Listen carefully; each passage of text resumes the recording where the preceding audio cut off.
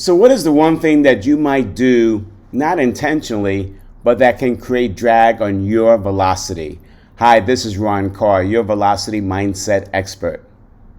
Keeping our promises is critical for gaining trust in the world. But yet we also want to help people. So sometimes we'll make promises we're not sure we can keep because we want to make others feel good. And in reality, it's the worst thing that we can do.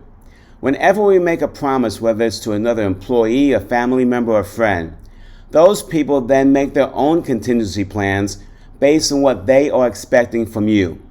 And if for some reason you cannot keep it, then they are in trouble, and that now they can't keep their promises, and the whole thing goes down the chain. So therefore, they lose trust in you, but more importantly, you're creating drag on everybody's velocity. So here's what I want you to think about. I'll give you an example. When we were doing these videos like you see right now, we started doing them 5 days a week. And while they were well-intentioned, I started having problems with my team because I wasn't getting them to them on time because I just didn't have the time to do 5 of them. So I said, let's go to 3 videos a week. We'll be consistent and I can meet your deadline so that you can do what you want to do. I realized at that time that while it was good intention to do 5 a week, it just wasn't possible. And now by going to a promise that I know I can keep without any problems, therefore I've gained velocity because I started helping my team members be on time with their projects and so forth and so forth.